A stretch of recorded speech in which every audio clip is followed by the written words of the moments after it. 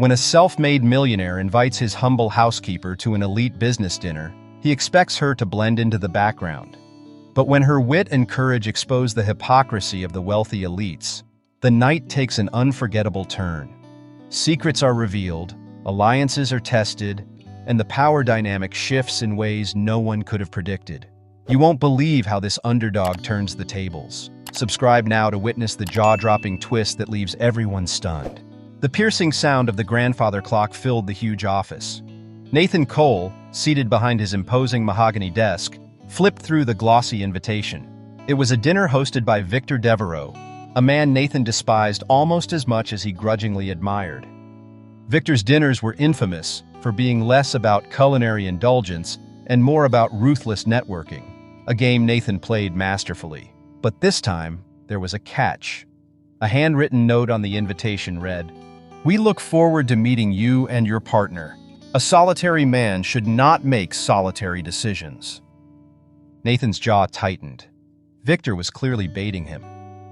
Everyone in the business world knew Nathan was famously single, too married to his work to entertain relationships. The invitation felt less like a formality and more like a challenge. "Mr. Cole," said Cassandra, his assistant, stepping into the room with her tablet. Her tone was clipped and professional as always. "I've shortlisted a few potential dates for the dinner." Nathan leaned back in his chair, his steely blue eyes narrowing. "I don't need a babysitter for a business dinner, Cassandra. These events are all show and no substance." Cassandra didn't flinch. Years of working with Nathan had taught her how to weather his remarks. Victor Devereaux's dinners are never just dinners. You know he'll exploit any perceived weakness, including your lack of a partner. Bringing someone isn't a suggestion, it's a strategy. Nathan sighed, running a hand through his neatly combed dark hair. "Fine. Let's hear it." Cassandra swiped on her tablet, listing names of polished women, models, actresses, even a CEO or two. Nathan waved her off before she could finish. Too high maintenance, too much drama, too self-interested. His dismissals came rapidly.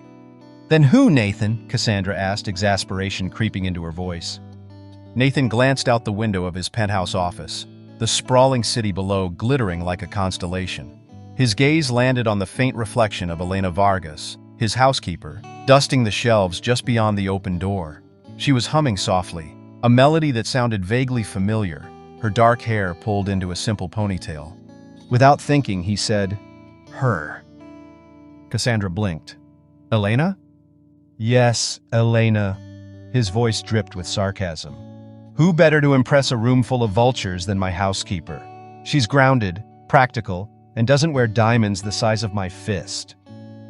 Cassandra hesitated, unsure if he was joking. Nathan didn't clarify.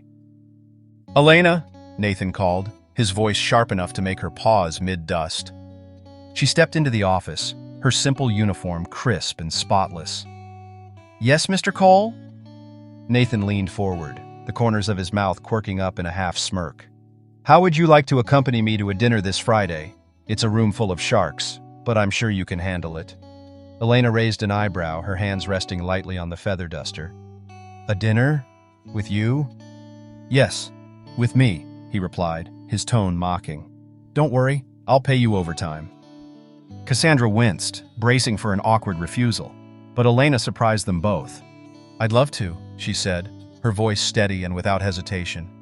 Nathan froze. "You would?" Elena nodded, her eyes glinting with something unreadable. "Why not? Sounds like an adventure. Besides, you might need someone to stop you from insulting half the room." Cassandra stifled a laugh, quickly disguising it as a cough. Nathan studied Elena, taken aback by her calm confidence.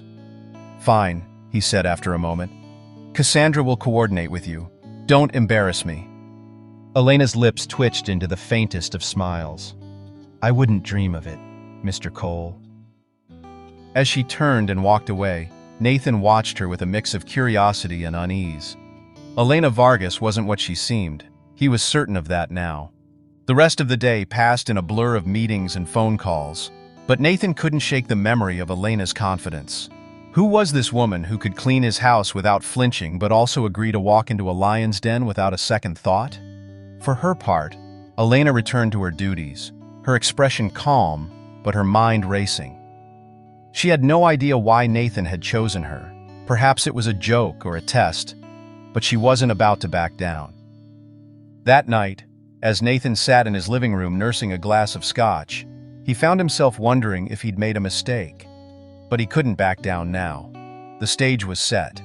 Two vastly different worlds were about to collide, and neither Nathan nor Elena fully understood what they were walking into. But one thing was certain: this dinner would change everything. The following morning, Nathan handed Elena a credit card with the nonchalance of a man tossing spare change. "Here," he said, barely looking up from his phone. "You'll need a dress. Something that doesn't look like it came from a grocery store clearance rack." Elena glanced at the card, then back at him, her expression flat. "I wasn't planning to wear an apron to the dinner, Mr. Cole, but thanks for the vote of confidence." Nathan smirked, appreciating the bite in her tone. "Just don't embarrass me. My assistant will book you a consultation with someone who knows what they're doing." "I can pick my own clothes," Elena replied, slipping the card into her pocket. "Not for this," Nathan said firmly. "Victor Devereaux will be there, and if there's one thing he values more than money, it's appearances. You'll need to look the part." Elena sighed, but didn't argue further. She'd agreed to this ridiculous dinner, and if playing dress-up was part of the deal, so be it. 2 hours later, Elena found herself standing in an opulent styling studio, feeling entirely out of place. The space was filled with silk fabrics, glittering jewels, and towering heels. "Darling," cooed Julien Leclerc, the stylist Nathan had hired, as he swept into the room with an air of theatricality. "You must be Elena. Nathan didn't tell me you were so intriguing." Elena raised an eyebrow. "Intriguing?" "Yes, darling. You're like a diamond in the rough. And I, Julien Leclerc, am here to polish you to perfection." Before she could respond, Julien clapped his hands, summoning an army of assistants. They measured, draped, and pinned, all while Julien circled her like a hawk. "Such poise," he murmured, adjusting a strand of her hair. "Such natural elegance. And those eyes, so expressive. You don't even need makeup, just a touch here and there. Honestly, you're a canvas I've been dreaming of."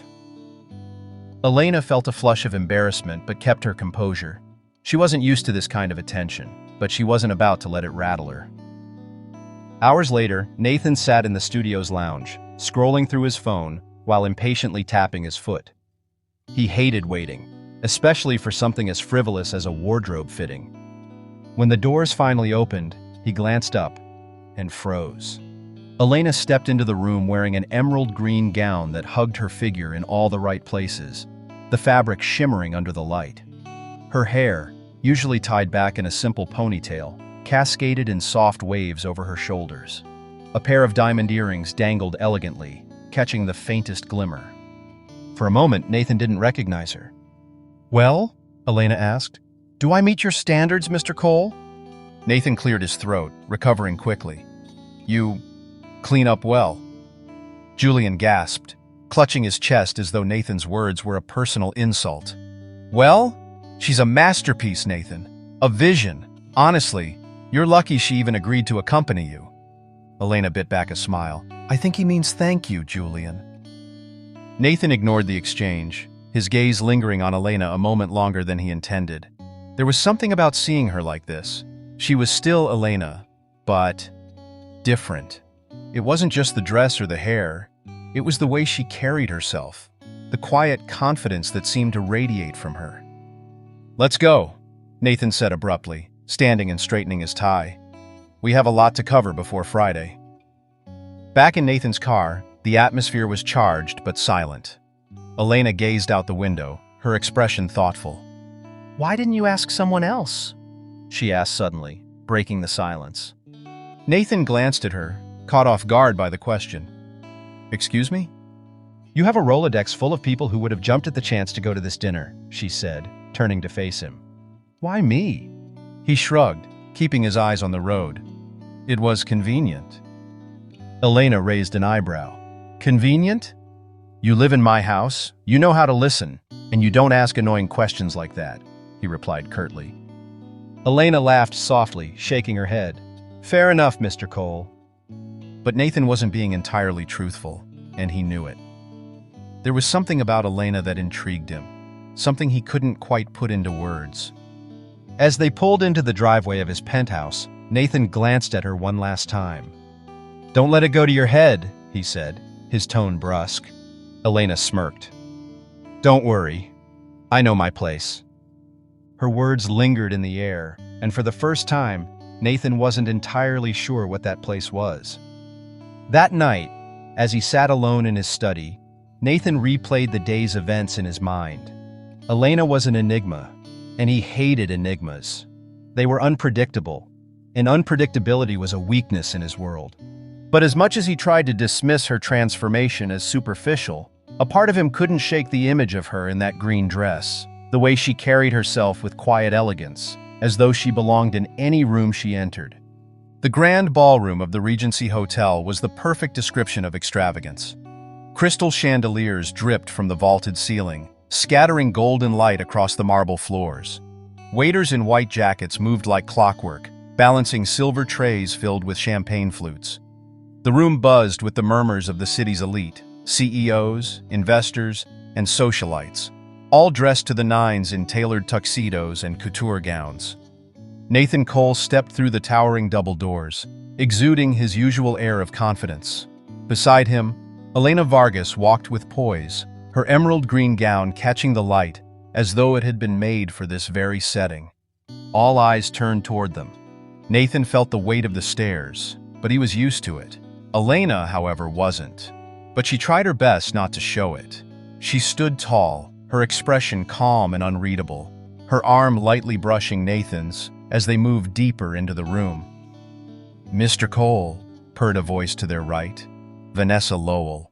Her gaze lingered on Elena. And who is this vision at your side? Nathan barely hesitated. This is Elena Vargas, my date for the evening. The words came out smoothly, but they were enough to send ripples through the crowd. The whispers began immediately, spreading like wildfire. Date? Someone murmured behind them. Who is she? Never seen her before. Must be new money. Nathan ignored the noise, steering Elena toward their table at the front of the room. But Elena didn't miss a thing. She could feel the judgment, the curiosity, the skepticism, all wrapped in thinly veiled smiles. Their table was filled with the creme de la creme of the business world, with Victor Devereaux seated at its center like a king holding court.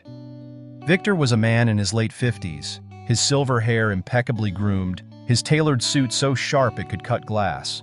His smile was all teeth, a predator sizing up his prey. Nathan, Victor drawled as they approached, rising to shake hands. So glad you could join us. And who is this enchanting young lady? Nathan's jaw tightened at the mock sincerity in Victor's tone. This is Elena Vargas, he said evenly. Elena, meet Victor Devereaux. Victor's sharp eyes appraised Elena, lingering just long enough to be uncomfortable. Charmed, he said, taking her hand and brushing it lightly with his lips. Nathan, you've outdone yourself. A refreshing change from the usual crowd, I must say. Elena smiled politely, her eyes meeting Victor's without flinching. Thank you, Mr. Devereaux. Though I'd imagine your usual crowd must be quite dazzling if I'm considered a change. Victor chuckled, a sound that held no warmth. Oh, I like her. Tell me, Miss Vargas, what line of work are you in? Nathan started to interject, but Elena placed a light hand on his arm, stopping him. I'm in domestic management, she said smoothly, the faintest hint of a smile playing on her lips. The table fell silent for a moment before a ripple of laughter broke out. Domestic management? One of the other guests, a portly man with a booming voice, asked. That's a rather creative way to put it. Elena met his gaze evenly. Creativity is a skill I've had to cultivate. It's surprisingly useful in my line of work. Victor leaned back in his chair, clearly enjoying the undercurrent of tension. And how did you and Nathan meet, Miss Vargas? Before Nathan could deflect, Elena answered, I work for him. The whispers intensified. Nathan bristled, ready to step in, but Elena didn't waver. "Yes, she works for me," Nathan said sharply, his tone cutting through the murmurs. "She's also intelligent, resourceful, and more than capable of holding her own in any conversation. Qualities I find far more valuable than a pedigree." Victor's smile widened, clearly entertained. Well, this evening just became far more interesting. As the first course was served, Victor directed the conversation toward one of his favorite topics, wealth and power. "Tell me, Miss Vargas," he said, his voice silky, "what do you think defines success?" Nathan stiffened, recognizing the trap. Victor loved to corner people with philosophical questions designed to expose their insecurities. Elena took a sip of her water, her expression thoughtful. "Success?" she repeated, her voice steady. "I think it's less about what you have and more about what you do with it. Wealth is fleeting, but the impact you leave on others, that's what lasts." The table fell quiet, the weight of her words hanging in the air. Victor raised an eyebrow. "A noble sentiment. But don't you think power is the ultimate measure of success? After all, without power, even the most noble intentions can be rendered meaningless." Elena tilted her head slightly, as though considering his point. "Power without purpose is just chaos, Mr. Devereaux. True power lies in using what you have to create something greater than yourself." Nathan watched as Victor's smile faltered, just for a moment. It was subtle, but it was there. "Touché," Victor said, lifting his glass in a mock toast.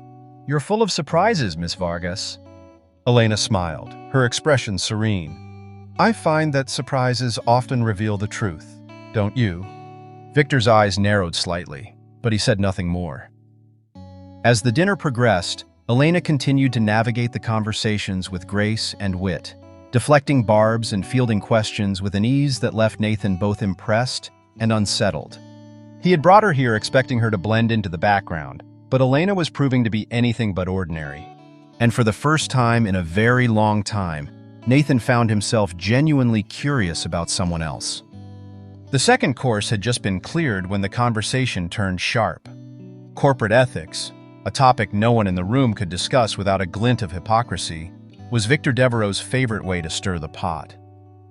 "Tell me," Victor said, swirling his wine like a theater villain, "do you believe companies have a moral obligation to society, or is profit the only true purpose of business?"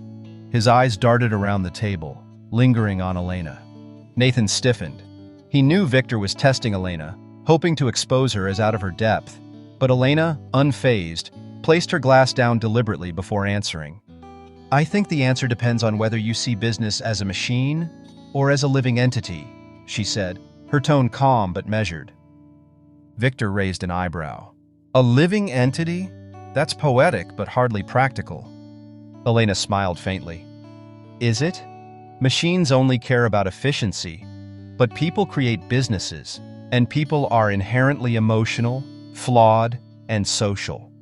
If a business forgets, it's built by people for people, it eventually collapses, no matter how profitable it seems in the short term." A murmur rippled through the table. A few guests exchanged glances, their curiosity piqued. Victor leaned forward, intrigued, but clearly not ready to back down. "And what about competition, Miss Vargas? Surely you can't ignore the fact that the strongest survive by prioritizing profit over sentimentality." Elena met his gaze steadily. "I don't ignore it, Mr. Devereaux. I just think survival isn't the same as thriving. Plenty of companies survive by stepping on others, but the ones that thrive, the ones people remember, are the ones that balance profit with purpose. You can only build so much on scorched earth." Nathan couldn't stop the faint smile tugging at the corner of his lips. Elena wasn't just holding her own. She was commanding the room. "Balance with purpose," sneered Martin Grant, one of Nathan's longtime competitors, a portly man with a habit of interrupting. "That's all well and good for philosophers, but in the real world, idealism doesn't pay the bills." Elena turned her attention to Martin, her expression calm but piercing. "Idealism might not pay the bills, Mr. Grant, but a lack of ethics often costs more in the long run. How many companies have we seen collapse under the weight of their own greed? Enron comes to mind. So does Theranos. Martin flushed, but pressed on. That's easy to say from an outsider's perspective. Running a business isn't about charity, it's about strategy. Elena nodded, as though she agreed. Exactly. And strategy involves thinking beyond immediate gains. Consider the long-term damage of public mistrust. A company that betrays its customers or employees for profit might win the battle, but will almost certainly lose the war. Martin opened his mouth, but before he could counter, one of the other guests, Vanessa Lowell, interjected. You're quite opinionated, Miss Vargas. And yet, I couldn't help but notice earlier, you said you work for Mr. Cole. What's your expertise exactly? Her tone was light, but the challenge was clear. Nathan's jaw tightened, ready to shut Vanessa down, but Elena spoke before he could. I work in domestic management, Elena said smoothly, her tone unbothered. It's not glamorous, but it teaches you a lot about people and about problem solving. You'd be surprised how many corporate dilemmas mirror household ones. Both require balance, communication, and sometimes cleaning up messes that aren't yours. A ripple of laughter spread around the table. Even Vanessa smirked, though she quickly hid it behind her wine glass. Victor clapped his hands slowly, his sharp eyes fixed on Elena. Well said, Miss Vargas. You're certainly not what I expected. Elena tilted her head slightly, her smile polite. Expectations can be limiting, don't you think? Victor chuckled, clearly enjoying the verbal sparring. Indeed, but tell me, if you're so insightful, why haven't you started your own business? Surely someone with your perspective could do better than working for Mr. Cole. The table grew silent, the question landing like a gauntlet. Nathan shifted in his seat, his irritation bubbling. Victor was digging, testing her limits. Elena's smile didn't waver. Not every path is about ambition, Mr. Devereaux. Some are about survival. Some are about finding your place. And some are about learning. She glanced at Nathan briefly, then back at Victor. But that doesn't mean I won't build something of my own someday. After all, every great structure starts with a strong foundation. The weight of her words hung in the air, silencing even Victor. As the conversation shifted to safer topics, Nathan found himself watching Elena more closely. Her insights, her composure, and her mindset had completely floored him. He leaned toward her slightly, lowering his voice. You've been holding out on me. Elena arched an eyebrow. You never asked? Nathan smirked, but there was something genuine in his expression, something almost like admiration. Maybe I should have. Elena turned her attention back to the table, but for a brief moment, her calm facade cracked, and the faintest smile touched her lips. Across the table, Victor studied them both, his mind clearly working. Nathan could feel the weight of Victor's gaze, but he didn't care. For the first time in a long while, he felt like he wasn't playing this game alone, and he liked it. The third course was being served, an intricate arrangement of seared lamb and roasted vegetables on plates that looked more like canvases than dinnerware. The conversation had begun to settle into a more amiable rhythm when Victor leaned forward with a gleam in his eye. You've been remarkably insightful tonight, Miss Vargas, he said, swirling his wine. But I can't help but wonder, what's shaped your perspective? Surely you haven't always been working for Mr. Cole. Nathan stiffened, his grip tightening on his fork. Elena, however, didn't flinch. She placed her knife and fork down, meeting Victor's gaze head-on.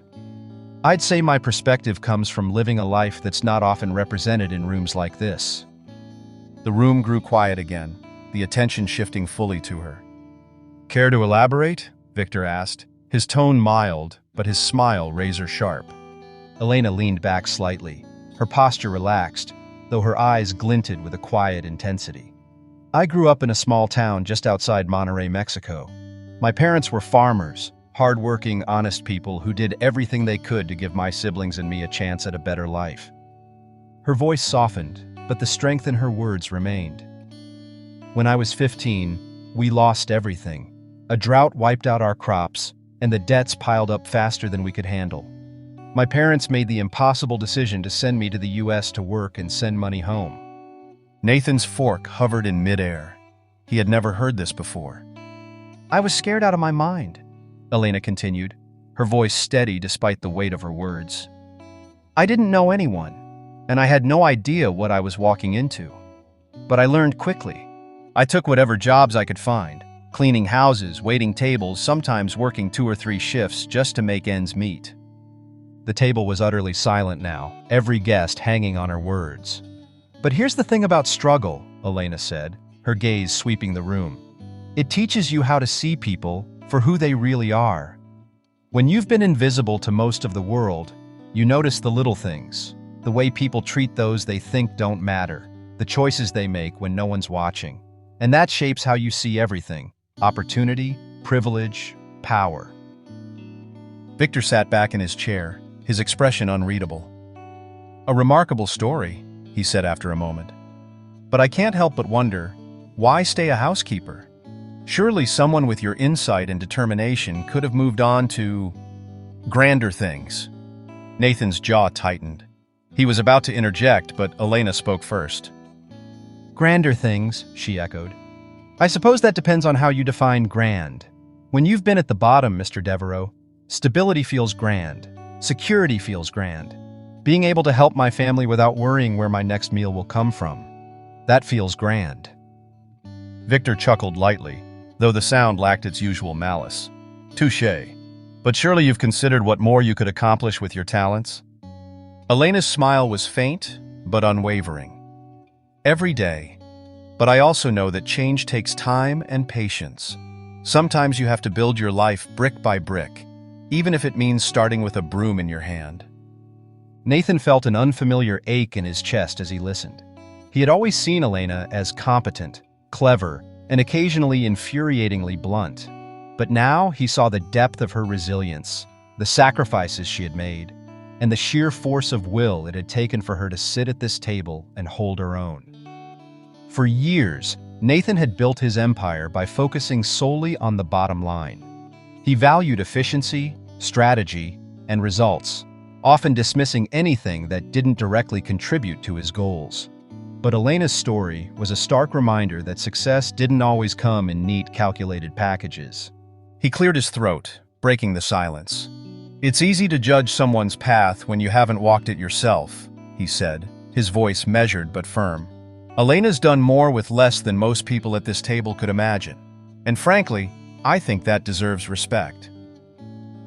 Elena glanced at him, her expression unreadable, but there was a flicker of something in her eyes: surprise.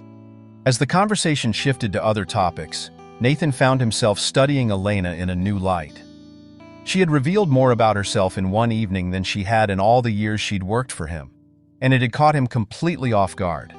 He had always prided himself on his ability to read people, but Elena was proving to be far more complex than he had ever given her credit for.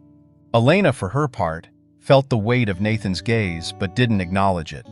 She was too busy processing the evening's events, the questions, the judgments, and the strange, quiet satisfaction of holding her own in a room that had been designed to make her feel small. But beneath her calm exterior, she couldn't ignore the vulnerability Victor's questions had brought back. She had always been proud of her resilience, but part of her couldn't help wondering if she was settling for stability when she could have reached for something greater. And as the night wore on, both she and Nathan couldn't shake the feeling that this dinner had changed something, though neither of them knew exactly what. The atmosphere in the dining hall had begun to relax after dessert was served. Crystal chandeliers cast soft light over the table, the hum of polite conversation masking the currents of rivalry and pride that still lingered beneath. Victor Devereaux had been quiet for some time, an uncharacteristic lull in his verbal sparring. But as the final glasses of wine were poured, he cleared his throat and tapped his fork against his glass. "Ladies and gentlemen," he began, his voice cutting through the chatter, "before we conclude this lovely evening, I feel it's only fair to address the elephant in the room." The table stilled. Every eye turned to Victor, who wore a smile that was anything but kind. "Nathan," he said, turning his attention to his rival, "you've always had a knack for surprises, haven't you? Bringing such a unique guest tonight is certainly one of them."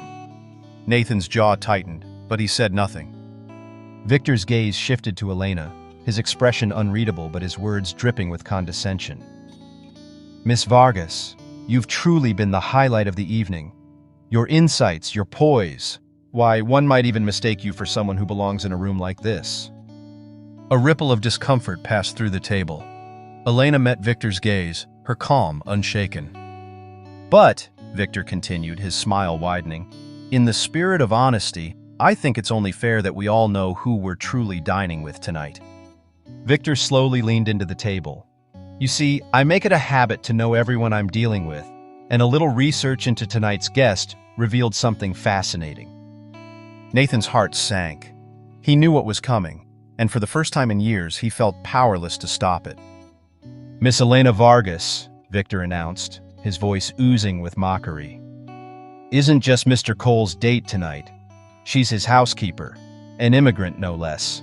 And if I'm not mistaken, her main qualifications involve scrubbing floors and dusting shelves." The room erupted into whispers, some shocked, others gleeful. Several guests exchanged knowing smirks, while others looked at Elena with thinly veiled pity or disdain. Elena's face remained composed, but a faint flush rose to her cheeks. She held her head high, her dignity a shield against the daggers of judgment being hurled her way. Nathan felt frozen in place, a war raging within him. His pride told him to distance himself, to laugh it off, or dismiss the situation as unimportant. But another part of him, one that had grown louder with every moment of the evening, urged him to speak up, to defend the woman who had somehow become more than just an employee. But for those first few seconds, he said nothing. The silence stretched, and Victor seized it. "I must say, Nathan," he said with a mock chuckle, "you've outdone yourself. Bringing the help to a dinner like this? Bold move, though I can't imagine what your endgame is." The other guests began to chime in, emboldened by Victor's attack. "Well, that explains why she's so good at tidying up debates," Martin quipped, earning a few stifled laughs. "Is this some sort of social experiment?" another guest asked.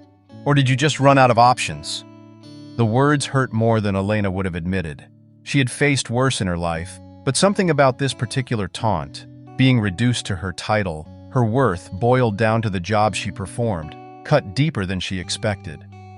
She looked to Nathan, hoping for a sign of support, but he remained silent, his jaw tight, his eyes fixed on the tablecloth.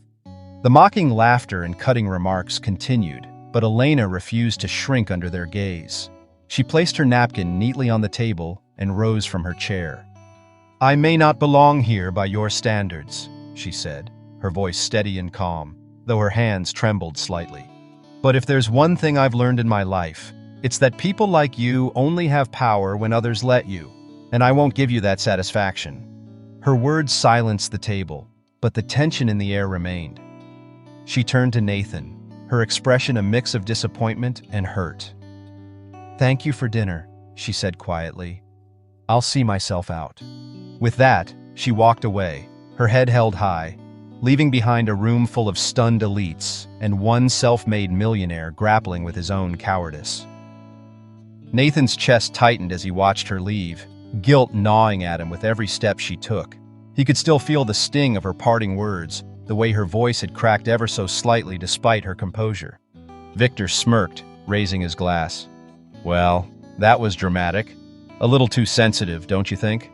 But Nathan wasn't listening. His mind was racing, the weight of his silence pressing down on him like a vice. For years he had prided himself on his pragmatism, his ability to stay detached and focused. But tonight, he had crossed a line, one that he couldn't ignore. He pushed his chair back abruptly, the sound cutting through the murmurs. The room turned to him, their curiosity palpable. "Excuse me?"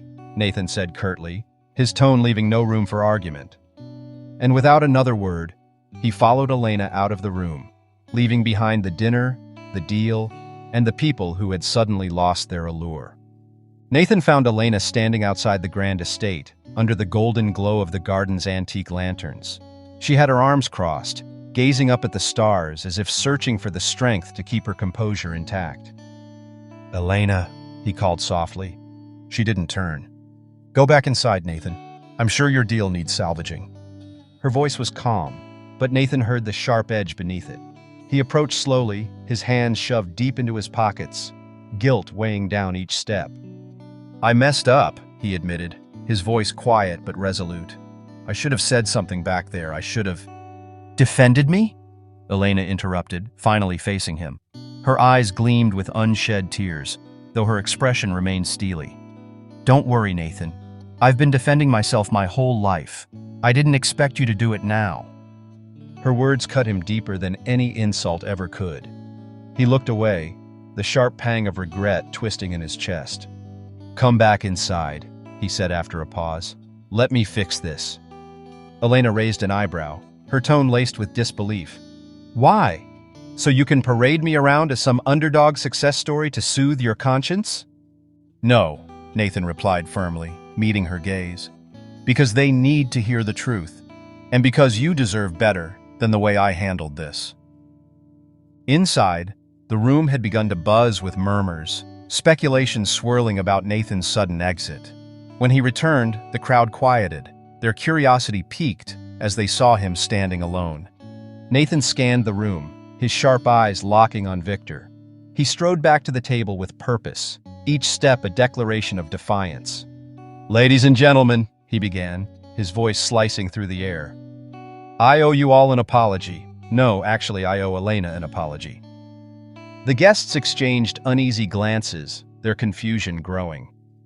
"When I invited Elena tonight, it wasn't out of kindness or respect. It was a last-minute, thoughtless decision.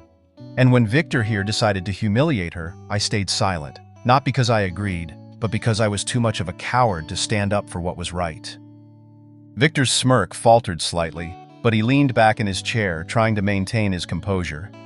"But let me tell you who Elena Vargas really is," Nathan continued, his voice rising with passion. "She's not just a housekeeper. She's someone who has faced more adversity than most of us in this room could imagine. She came here with nothing, worked harder than anyone I've ever met, and still carries herself with more dignity and integrity than the lot of you combined." The room fell silent, the weight of his words pressing down on them. "She represents everything we claim to admire: resilience, intelligence, strength. Yet when Victor exposed her background, you all laughed. You mocked the very values you so proudly pretend to stand for."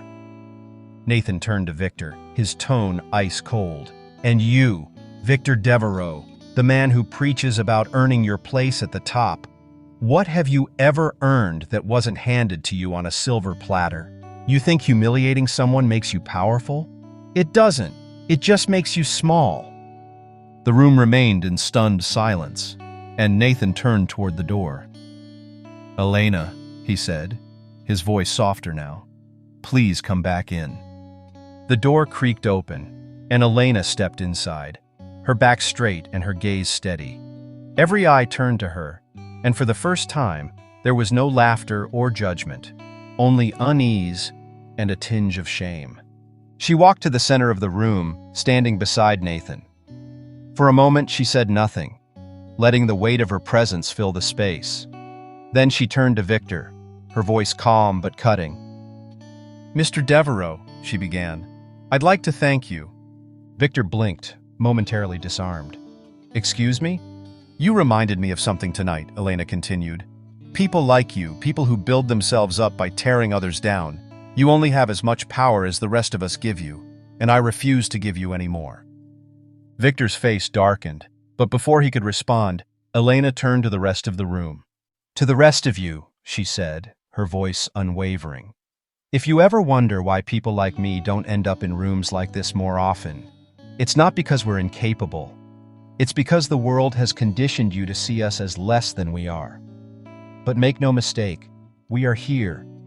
We're working, learning, growing. And one day, the tables will turn. Maybe not tonight, but soon enough." A ripple of discomfort moved through the crowd. Some looked away, unable to meet her gaze. Others nodded slowly, a flicker of respect breaking through their judgment. Victor, his confidence shaken, forced a tight smile. "Quite the speech, Miss Vargas," he said, his tone hollow. "But words are easy. Actions are what matter." Elena tilted her head, a faint smile curving her lips. "You're right, Mr. Devereaux. And tonight, You've shown the kind of man you really are. That speaks louder than anything I could ever say." The room erupted into murmurs again, but this time the tone had shifted.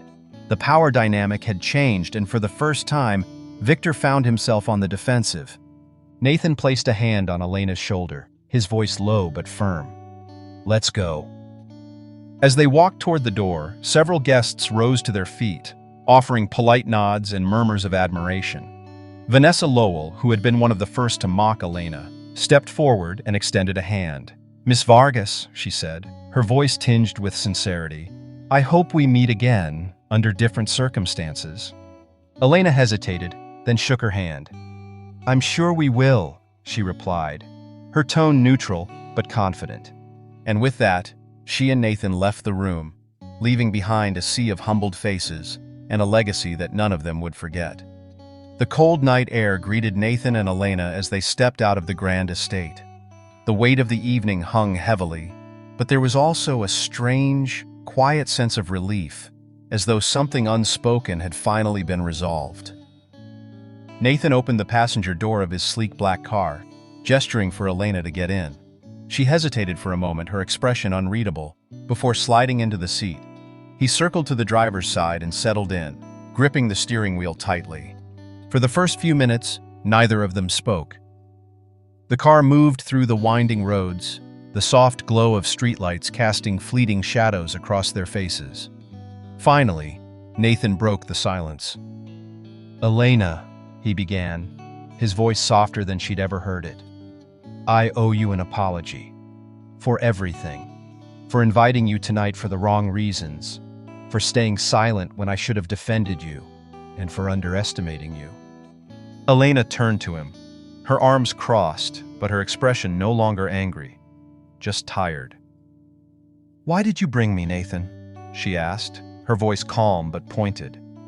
He sighed, glancing at her briefly before returning his eyes to the road. "Honestly, at first it was out of frustration.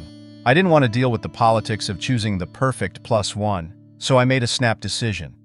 But as the night went on," he hesitated, searching for the right words, "I realized that you were the only person in that room who truly deserved to be there." Elena blinked, her expression softening just slightly. "That's a nice sentiment, Nathan, but it doesn't erase what happened in there.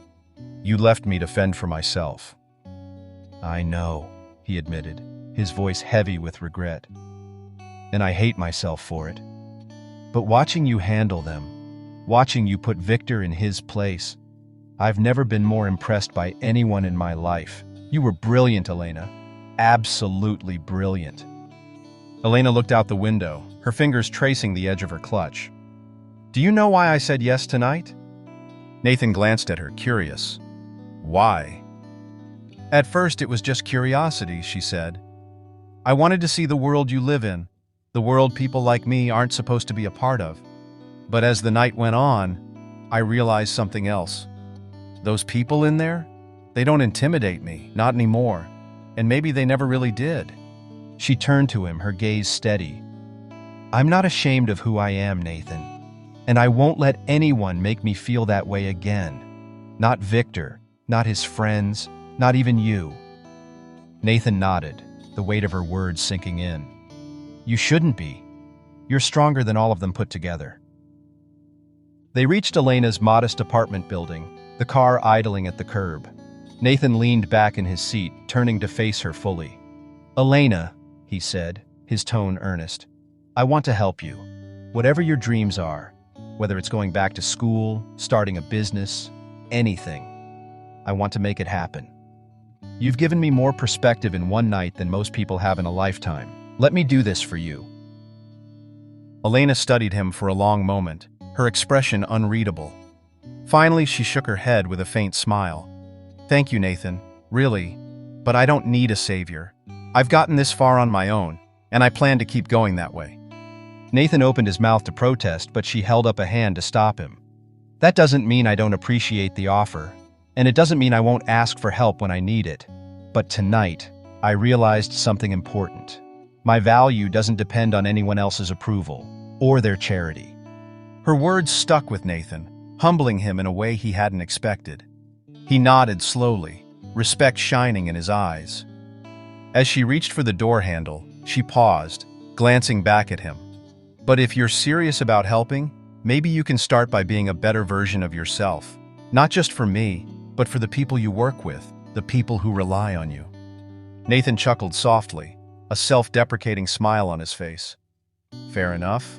I think I owe a lot of people an apology, starting with you. Elena stepped out of the car and leaned down to meet his gaze one last time. You're not a bad man, Nathan. But you can be better. I think tonight proved that. He nodded, his voice quiet. Good night, Elena. Good night, Nathan. As she walked toward her building, Nathan watched her go, a strange mix of admiration and humility filling his chest. For the first time in years, he felt truly challenged, not by a rival, not by a deal, but by the realization that there was more to life than winning. And for Elena, as she climbed the steps to her apartment, she felt a quiet sense of triumph. Not because she had bested Victor or impressed the crowd, but because she had stayed true to herself. And in doing so, she had reclaimed a piece of her own story. As the night faded and a new day began, both Nathan and Elena knew they were forever changed, not because of what they had lost or gained, but because of what they had learned. And for both of them, that was enough. Respect is earned, not given. If you were moved by Elena's journey, click the video to the left for another story that proves the strength of standing your ground. And if you believe in the power of true change, subscribe to join me in sharing more stories that challenge the status quo. See you next time.